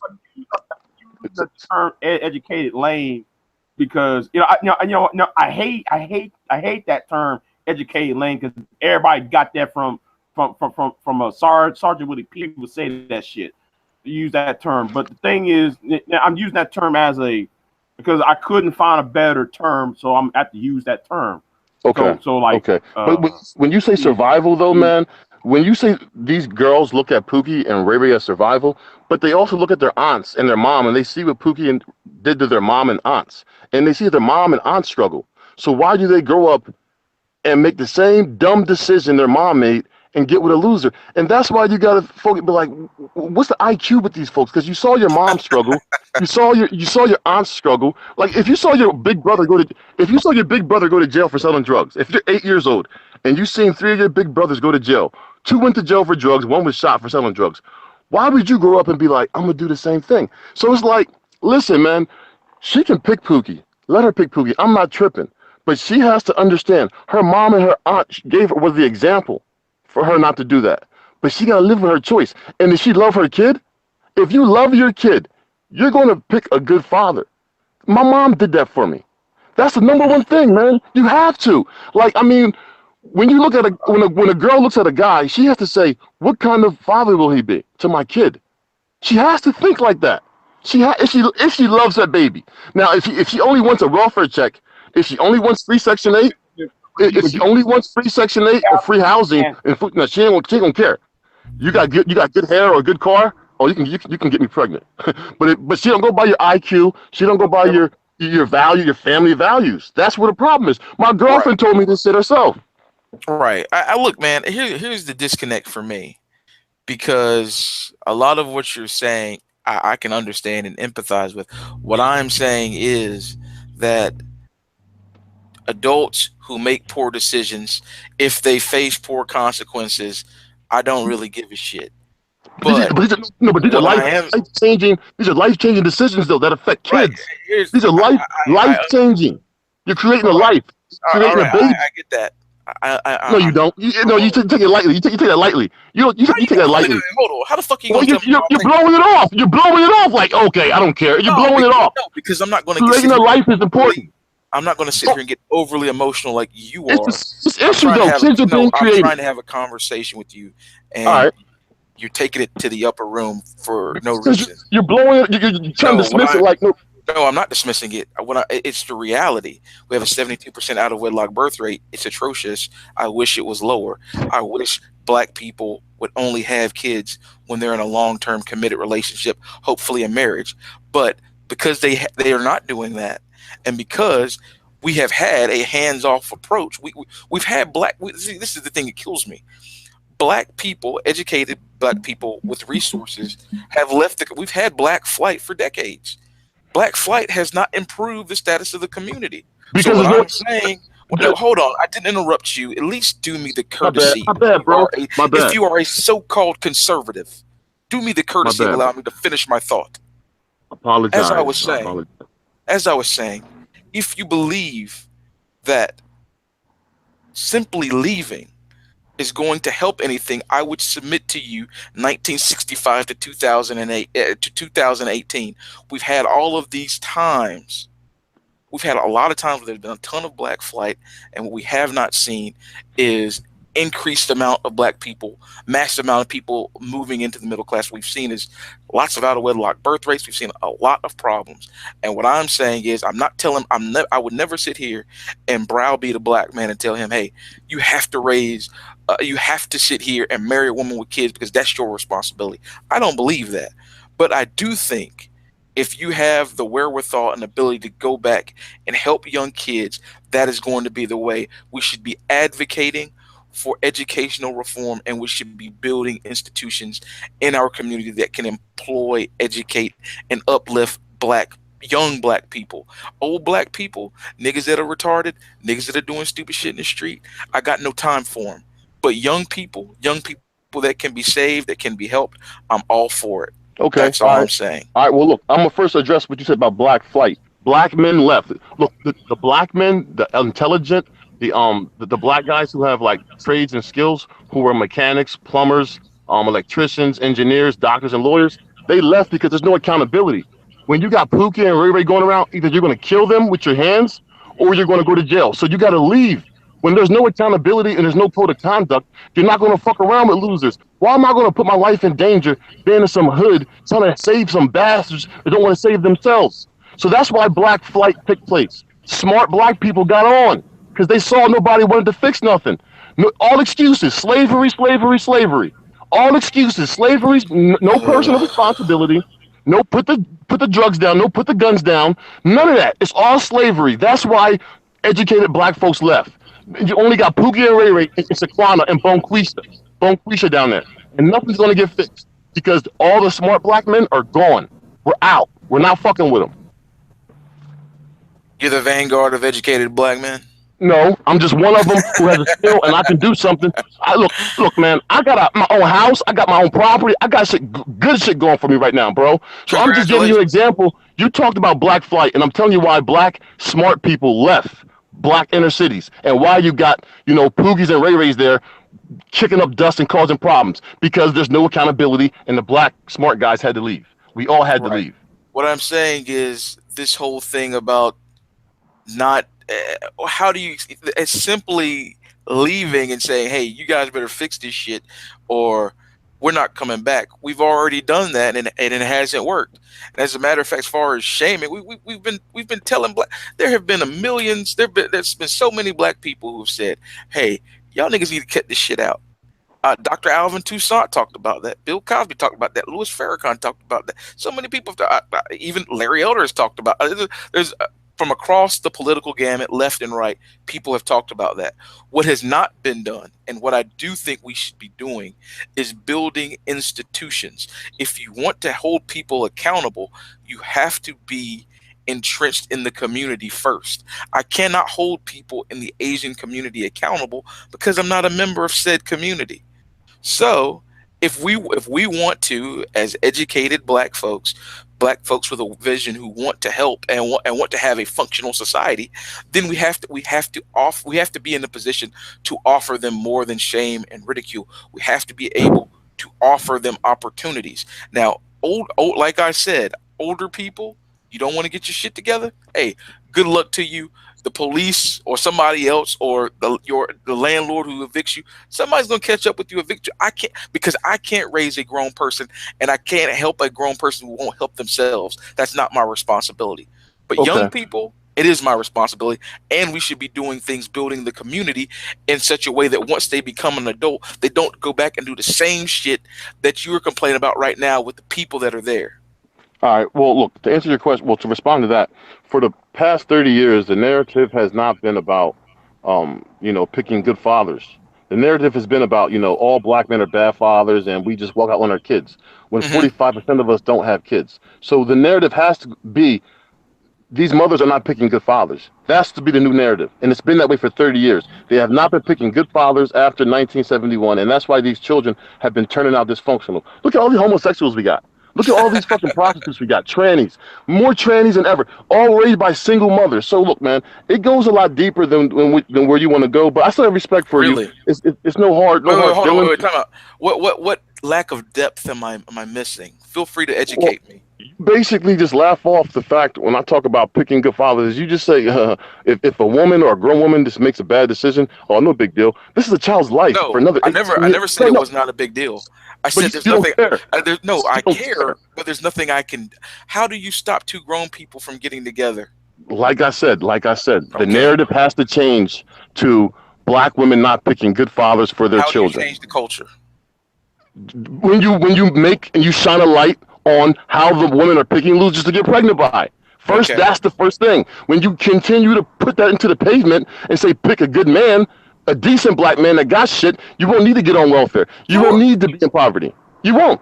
You just won't. That's fine. You won't. And I'm willing, and I don't have a problem with people doing that.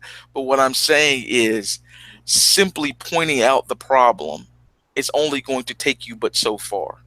That's what I'm saying. It won't. No, it won't, because the woman's going to get a good man. And then she's not going to need poverty. It's going to stop. It's going to stop. As soon as she get with a good dude that has his own shit, she ain't going to need no assistance. Poverty's going to end. How long do you think that will take to completely change the dating habits of women?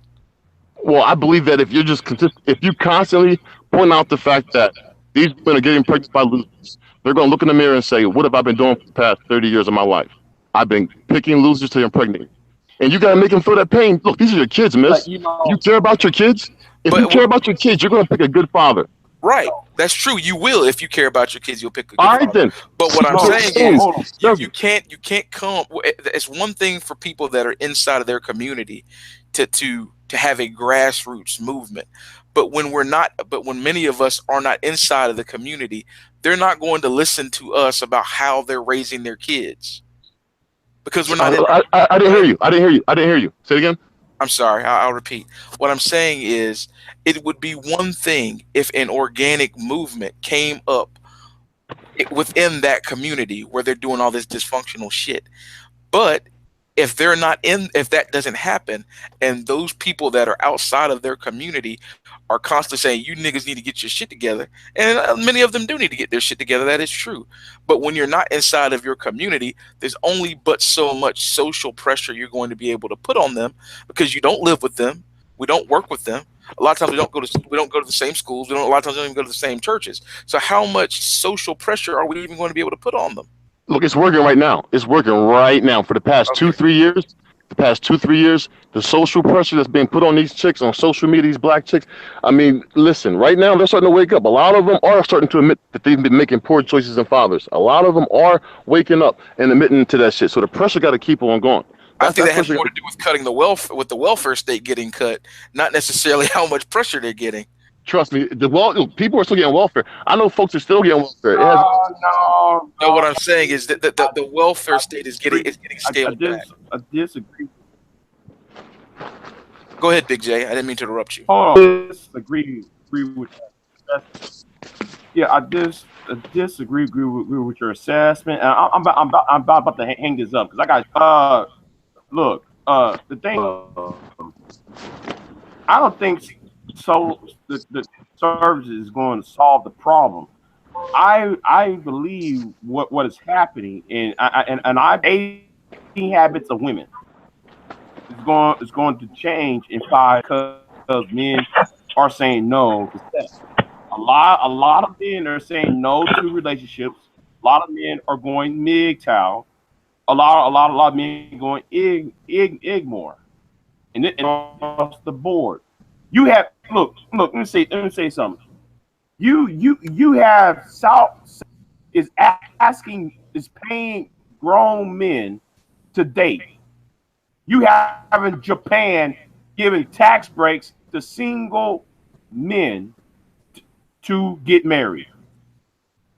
See, men across the industrialized world are saying no to bullshit and female fuckery.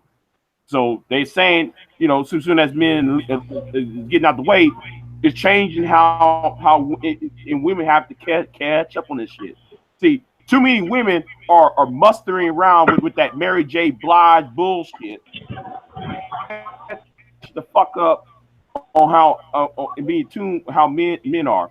See, a lot of these women are ill considerate of their relationship, and that's all I'm going to say. I'm gonna end this.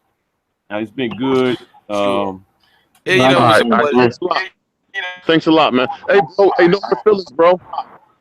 What do you mean hard feelings? I don't have hard feelings. I'm just saying. We're talking about ideas. Things got passionate, and I get passionate. During certain conversations. But no hard feelings. I said what I had to say. You had to say what you had to say, and hopefully we can have another hangout. That's fine. I don't get overly emotional about this type of stuff because I realize that the work is what we need to get passionate about. We can have ideas all day, and I'm willing to go ahead. I'm willing to chop it up with people that disagree with me. That's fine. What I get passionate about is the work itself. But I'm not helping nobody's kids. But I'm not taking care of nobody's kids though. But if it's not my kid, I'm not taking care of nobody else's kid. Nobody's talking about. Nobody's asking you to be. Well, at least I'm not asking you to be somebody's father. All right. Well, I'm not stepping up to nobody who picked losers to get pregnant by, or who is a loser father. Right. Well, let's see if your tactic actually builds a better community. Yeah, but look, it'll make these chicks think twice about getting pregnant by a loser, and if they do, it's gonna be their fault. Okay. Well, look, I'm all about I'm all about saying let's deal with the children that are here. If and you they're gonna continue to pick. then if you well if you've reached that next generation and the next generation has changed, will they repeat the same mistakes of their forebears? Yeah, because they're going home to a dysfunctional family. They're going home to you can spend 8 hours. You can mentor a kid for 8 hours, right? Or 3 hours. He goes home to a crazy ass mom that's yelling and cussing at him. What good is your mentor going to do if he goes home to a fucked up house, fucked up crazy ass mom? That's what you got to realize, that I'm not just talking about mentorship. I'm talking about radical education, reform. The mom can do that. The mom can read and write and math. They're simple. Read and write math. You can't manipulate that. If she herself is ignorant as hell, she's not equipped. She should be sterilized. If that dumb bitch should be sterilized, then if she can't read her own damn kid, she should be sterilized. And if a guy can't read, he should be castrated. So because look, no excuses. Now you're conservative, and you're arguing on behalf of Margaret Sanger. Listen, no excuse. If you can't read to your kid, why are you going to have a kid and then say nobody's going to help me teach my kid how to read? That's your responsibility as a mother. Your excuse is that the mom can't read so the kid can't read. No, go find somebody that can read to the kid. I'm saying that you're going to have, if you have a population of poorly educated, low skill, irresponsible people, you're going to have a better opportunity with institutions guiding and helping radically educate the children, like with KIPP academies. KIPP academies have been highly successful. Is that a government program? That's a government program, right? Well, all schools are government programs, genius. No, I'm talking about, funded programs by individuals privately is fine. But looking for government programs for these kids outside of school, regular school, K through 12, is a waste of time. We tried programs in the 90s. Didn't work. The bottom line is now you're arguing for things I'm not even advocating, which just goes to show you what type of individual you are. No, you complicate shit. You complicate easy shit. Reading and writing is simple. Read, write, and math. You don't have the nuance to debate. You don't have the nuance for education. You don't have the nuance. What more do you need? What more do you need? Reading, writing, and math. What more do you need? Anybody can teach you reading, writing, and math. Nobody can manipulate that. Nobody can manipulate writing. Nobody can manipulate reading. Nobody. You want to complicate easy shit. Not if she can't read herself.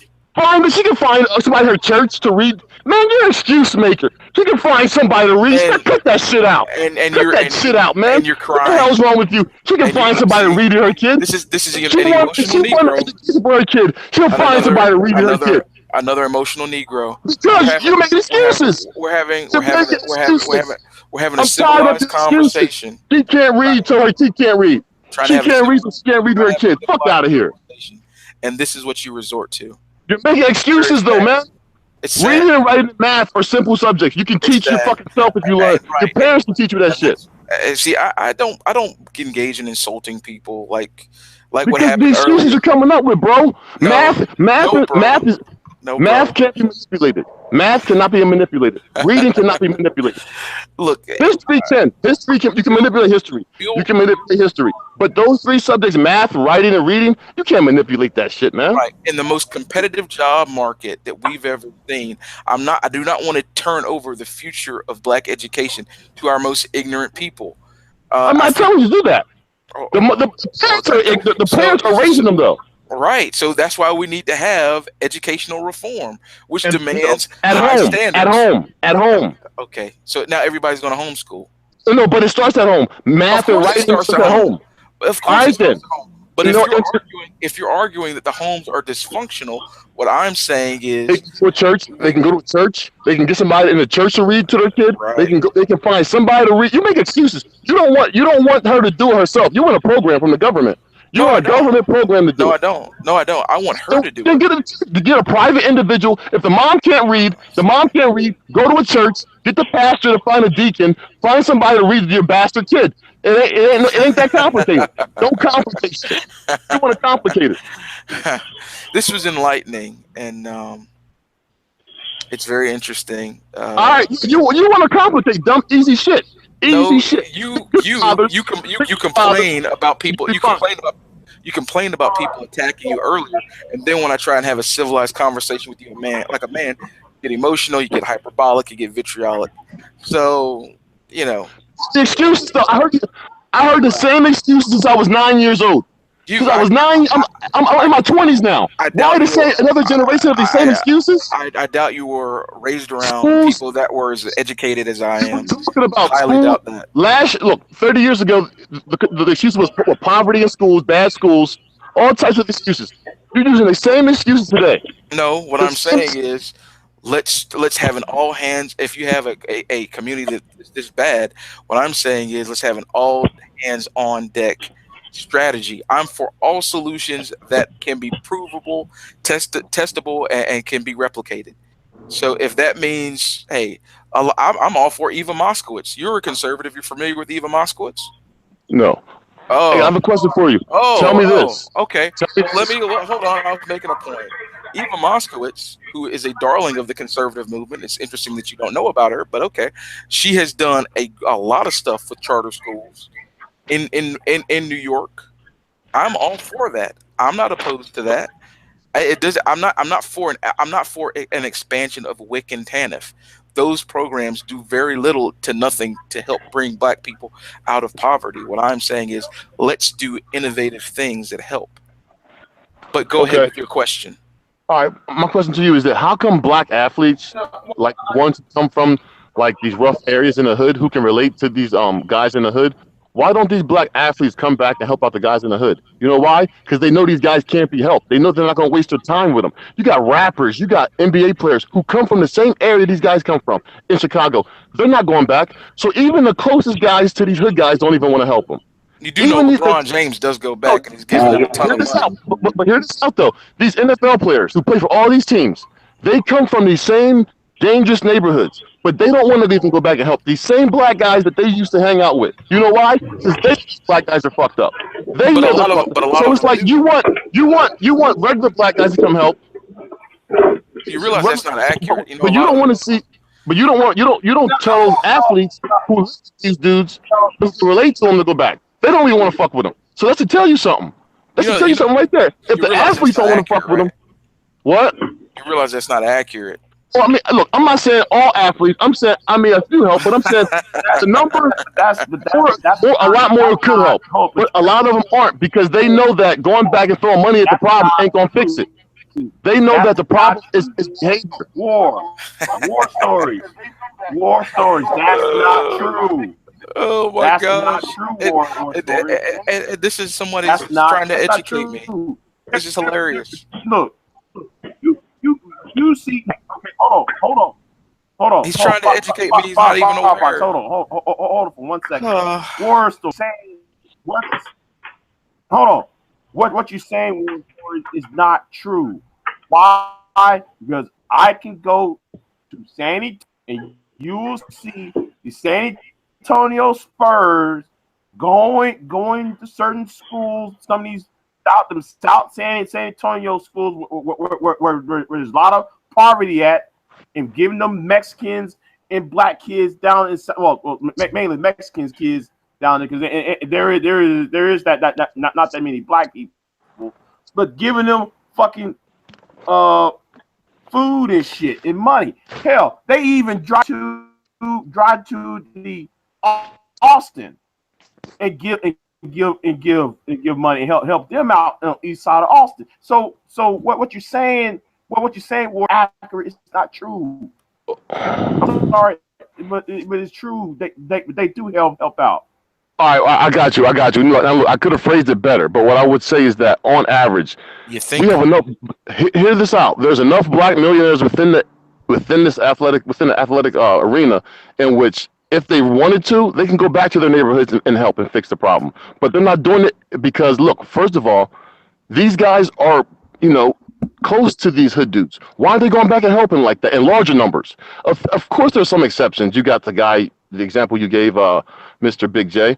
But I'm talking about on average, you should have all these athletes going back to their homeboys' neighborhood, but they're not because they know these Black money's not going to fix the problem. They know money's not going to fix the problem. It's the behavior. It's the behavior and it's the attitude. So it's like if you're great. They do that. Go ahead. Go ahead.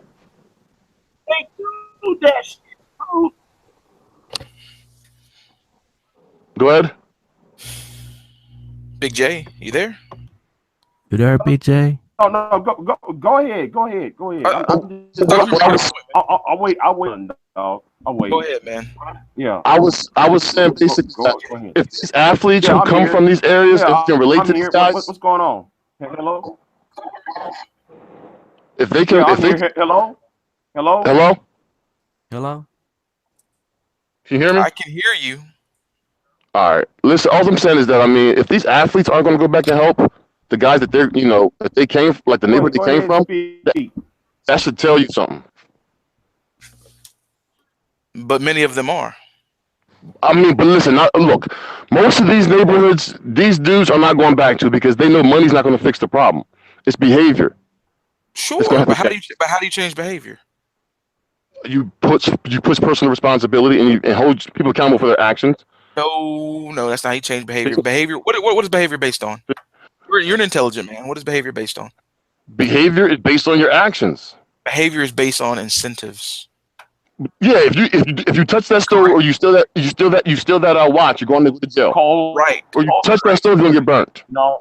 So your behavior is based on consequences and repercussions. And there's no consequence for black folks in doing what we're doing, making bastard babies, So if you can offer positive incentives to change behavior. Your kid's the incentive. Your child having a good kid by a good father should be the incentive. That should be enough incentive. It should be, but when you have this type of moral and personal and cultural decay that is going on, you have to do some radical information.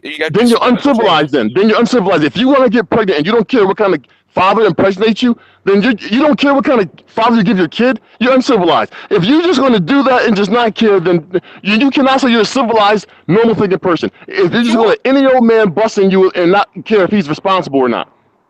Okay, I'm not going to argue against that. All right, then you have to go hard on them. If you're going to be reckless about your kid, if you don't care about the father you give to your kid, you don't know how many millions of black adults out here right now with no dad because their mom just got fucked in the back of a car somewhere by a loser. Well, and they have no father and they feel empty. We're well aware of the out of wedlock birth. All right then. So I'm just saying, bro. Look, that's what's going to start, bro. I'm glad. I'm sorry. What'd you say, Big J? You cut out, man.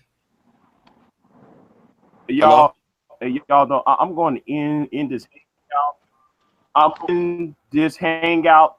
I'm going to end this hangout, y'all. I'm in this hangout because I'm tired. I got to do. All right. Likewise. Sound, y'all. I'm out. All right, gentlemen. All right. Y'all.